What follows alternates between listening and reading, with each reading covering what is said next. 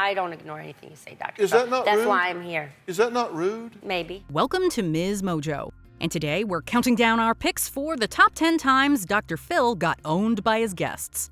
Number 10, Zero Chill. With the touchy subject of kids in the mix, Phil's guests were more interested in sniping at each other than working out their differences. Let me please have an intelligent conversation without you two bickering back and forth. The host's exasperation is clear in his body language. However, he finally reaches his breaking point and lets loose with uncharacteristic sharpness. Phil pretty decisively takes back the reins here, but the fact that he was frustrated enough to lose his cool, even for a second, qualifies this as a minor own for his combative visitors. Number 9, the sexy vegan. It was just a typical day on set as Dr. Phil talked to Susan about her son's troubling behavior. That is, until the son himself made an appearance. The man who called himself the sexy vegan crashed the interview to dispute his mother's version of events. It was when he challenged Phil directly that the host tried to regain some control of the situation. I got 9.9 out of 10 after 327 women rated me. Let's see your talent! Eventually, it became clear that nothing constructive would come out of his chaotic appearance. I don't have to do Okay, take him out. Security, get him out of here. Number 8, casual confessions. One of the most disturbing guests to have appeared on Dr. Phil has got to be a man named John, who was there to discuss his cannibal fantasies and violent behavior.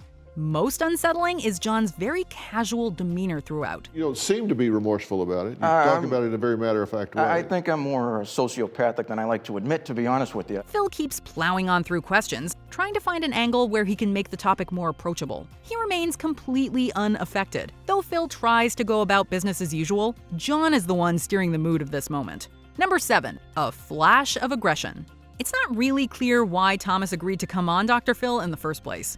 The habitual flasher is hostile at Phil's attempts to talk about his issue before he reveals that he doesn't even believe Phil can help. But you've never overcome exhibitionism, so what would you know about it? Though a flustered Phil quickly throws to a commercial, that wasn't the end of the story.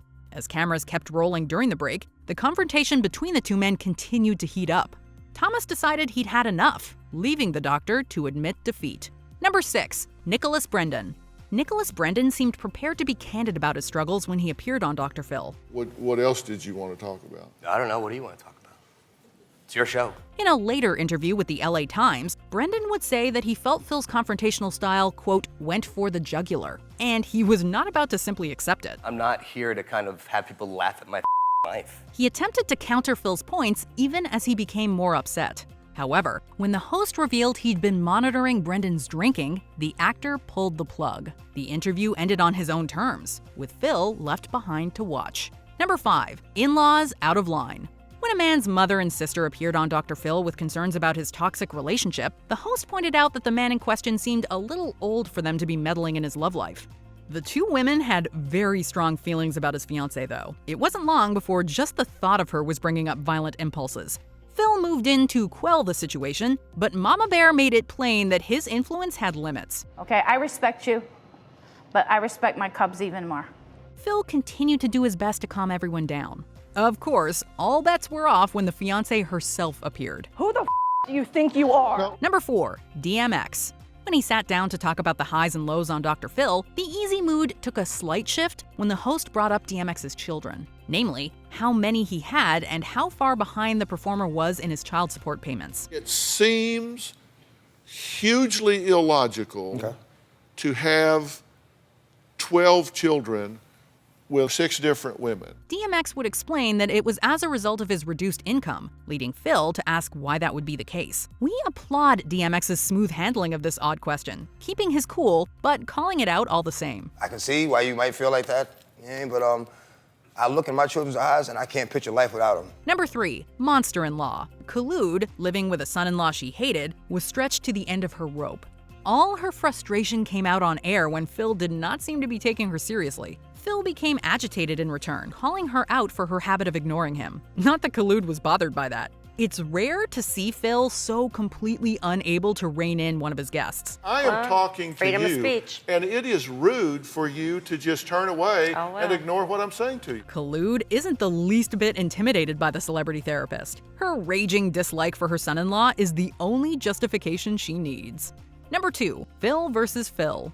We can only imagine what Dr. Phil thought when the creator of a trashy show called Bum Fights showed up to his set in full Dr. Phil cosplay. He did, however, have a strong opinion on the guy's professional choices. I don't want to talk to you. Why not? That's despicable. The faux Phil had his own critique to offer. If you think I exploit people, every time you bring a guest on this show, you exploit them and spread whatever problems they have to the whole world. Phil has his doppelganger escorted off set and carried on with the show. Number 1, Danielle Bergoli returns.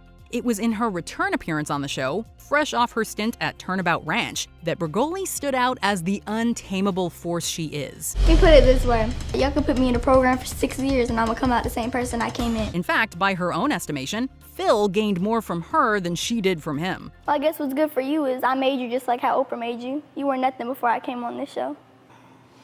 Thank you for that. The doc had to concede that you just can't win some battles.